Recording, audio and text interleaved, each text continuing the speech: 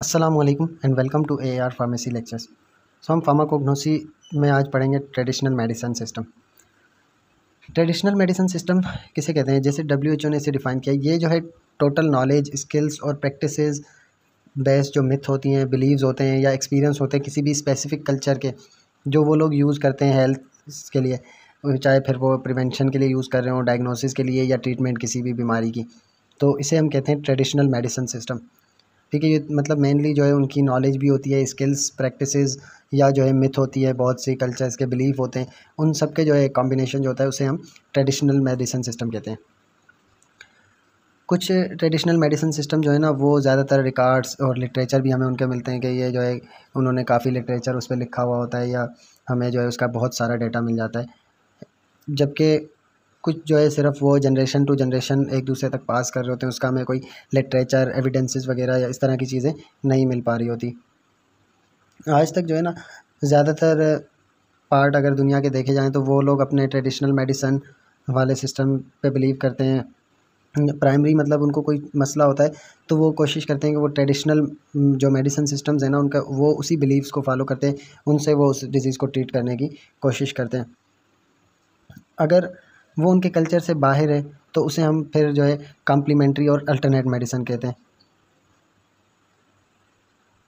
सबसे पहले हमारे पास है ट्रेडिशनल चाइनीज़ मेडिसिन सिस्टम।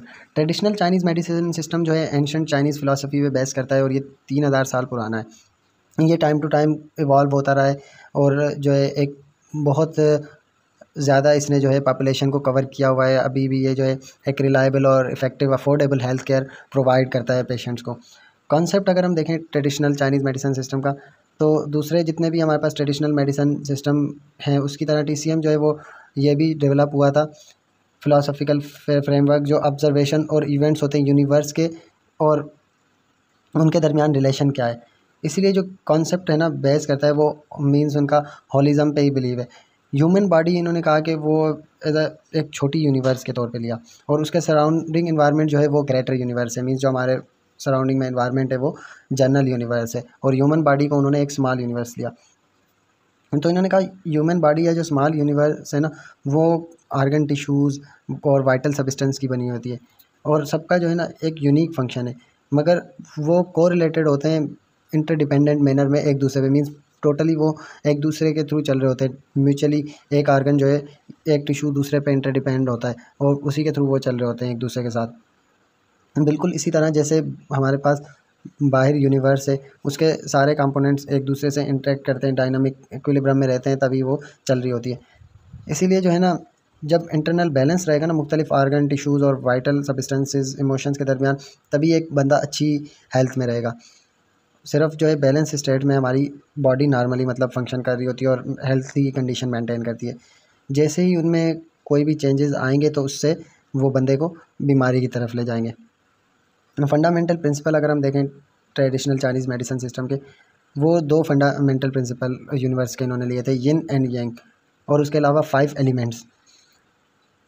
अब यिन एंड यांग वाला जो इन्होंने था वो एक अपोजिट क्वालिटीज़ वाले वर्ड इन्होंने यूज़ किए थे। डेली जो हमारे पास साइकिल है उनमें से इन्होंने यांग लिया था सूरज को, जो ब्राइटर और वार्मनेस को रिप्रेजेंट करता है, और दूसरा यिन वर्ड जो था वो मून की तरह था, चांद से इन्होंने लिया था, जो डार्कनेस और कोल्डनेस को रिप्रेजेंट करता था।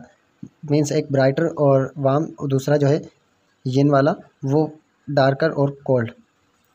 इसका जो है इन्होंने बेसिक कॉन्सेप्ट यहाँ से लिया था। अब इंटर रिलेशनशिप इन्होंने यिन और यांग के दरमियान कहा था कि कॉम्प्लिकेटेड है। एक तरफ तो ये दोनों अपोजिट हैं नेचर में। मीन्स एक हम देख रहे हैं कि ब्राइटर है तो दूसरा डार्क है, एक वार्म है तो दूसरा कोल्ड है, तो एक दूसरे के अपोजिट एंटागोनिस्ट हैं। मगर दूसरी तरफ ये एक दूसरे पे टोटली रिलाई भी करते हैं, ताकि जब दिन होगा तो रात भी होगी, तो इसी तरह डेली की साइकिल कंप्लीट होती है, तो वो एक दूसरे पे टोटली इंटरडिपेंडेंट होते हैं। जब भी ये यिन और यांग वाले प्रिंसिपल ह्यूमन बॉडी पे अप्लाई करेंगे या जो है ना हमारे पास हेल्थ सिस्टम पे अप्लाई करेंगे, तो बॉडी के स्ट्रक्चर को क्लासीफाई करने के लिए इन्होंने यिन और यांग वाले एलिमेंट्स का इन्फ्लुएंस बताया था कि कोई भी अगर डिस्टर्बेंस हो यिन में और यांग में, तो वो मुख्तलिफ हमारे आर्गन को इन्फ्लुएंस करेगी और उसकी वजह से जो है हमारे पास डिजीज़ स्टेट या डिजीज़ कंडीशन हो जाती है।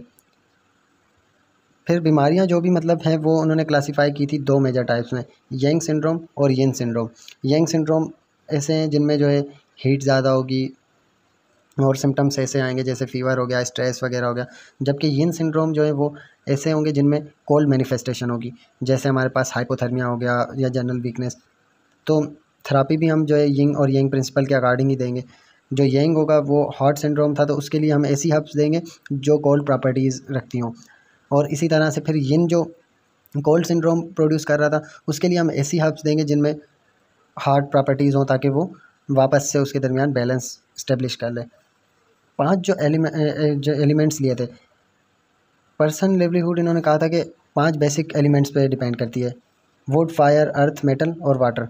और सबके सब जो है ना इनकी एक अलग ही यूनिक प्रॉपर्टी है, मगर ये जो है सब एक्टिव होने चाहिए और डायनामिक रिलेशनशिप है एक दूसरे के साथ। इसीलिए ना ये आपस में एलिमेंट्स इंटरेक्ट कर रहे होंगे तो या तो ये प्रोमोट कर रहे होंगे एक दूसरे को या इनहिबिट कर रहे होंगे। ठीक है, तो इसीलिए जो 5 एलिमेंट्स हैं वो 2 साइकिल्स में इन्होंने डिफाइन किया, प्रोमोटिंग साइकिल या इनहिबिटिंग साइकिल होगी इन एलिमेंट्स के दरमियान इंटरेक्शंस की वजह से।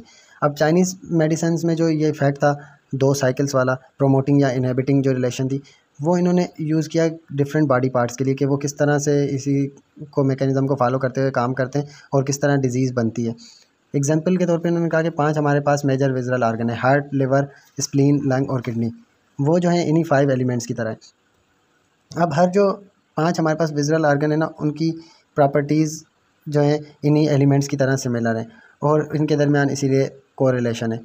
ठीक है, 5 मतलब जो विजरल ऑर्गन हमारे हो गए और ये 5 एलिमेंट्स इनकी जो है एलिमेंट्स की तरह ही जो है बने हुए हैं, उनके फंक्शनिंग है अलग अलग। फॉर एग्जांपल इन्होंने कहा कि किडनी जो है वो करस्पॉन्ड करती है एलिमेंट ऑफ वाटर के साथ। ठीक है, वाटर जो हमारे पास एलिमेंट था उससे किडनी हमारे मिलती है क्योंकि वो जो है वाटर के मेटाबॉलिज्म को मेनली इफेक्ट कर रही होती है। लिवर जो है वो वुड से एसोसिएट करता है क्योंकि ये इसकी एबिलिटी है कि ये एनर्जी को फ्लो कराता है। तो क्लिनिकल टर्म्स में अगर हम देखें, फंक्शन ऑफ किडनी जो है वाटर वो इन्हांस कर सकता है function of liver would. Similar किस तरह, जैसे जो है पानी हेल्प कर सकता है हमारे पास ट्रीज़ को ग्रो करने के लिए, वुड को ग्रो करने के लिए, तो इसी तरह इन्होंने कहा कि जो किडनी का फंक्शन है ना वो हमारे पास लिवर के फंक्शन को भी इन्हांस कर सकता है। वाटर का फंक्शन मतलब वुड के फंक्शन को इस तरह इन्हांस कर सकता है। इसलिए हमें जो डिज़ीज़ ट्रीट करनी होगी ना हमारे पास जो वीकेंड लिवर की वजह से होगी, तो हम ऐसी हर्ब्स दे सकते हैं जो किडनी को इन्हांस करें। किडनी को इन्हांस करेंगे तो अल्टीमेटली जो है वो क्या करेंगे कि लिवर को स्ट्रेंथन करेंगे, लिवर वाले काम्स को जो है बढ़ा देंगे।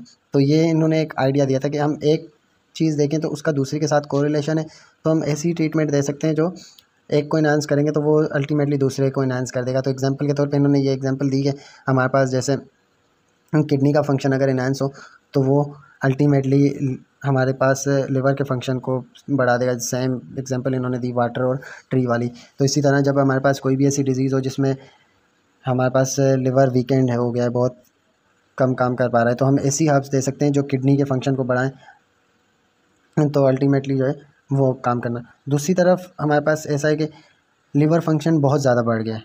ठीक है, ओवर एक्ट कर रहा है नॉर्मल फंक्शन को जो स्प्लीन का। अब किडनी जो है स्प्लीन के फंक्शन को ओवर एक्ट करा रही है और लिवर, हमारे पास लिवर का मतलब फंक्शन बढ़ा। अब दूसरी एग्जांपल है, लिवर का फंक्शन बढ़ने की वजह से क्या हुआ कि स्प्लीन ओवर एक्ट करना स्टार्ट हो गई। अब स्प्लीन का फंक्शन जब ओवर एक्ट स्टार्ट करना हो गया तो हम ऐसी ट्रीटमेंट देंगे कि जो लिवर की एक्टिविटी कम करें।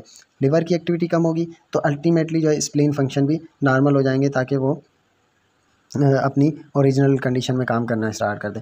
तो इस तरह से हम एक ऑर्गन को टारगेट करके उससे कोरिलेटेड दूसरे ऑर्गन्स को ठीक कर सकते हैं या उससे कोरिलेटेड बीमारियां जो दूसरे ऑर्गन्स में प्रोड्यूस हो रही हों वो ट्रीट कर सकते हैं। ये इनका कॉन्सेप्ट था।